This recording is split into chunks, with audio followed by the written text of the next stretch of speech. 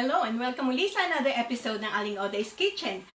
Gagawa tayo ngayon ng banana loaf. And here are the following ingredients.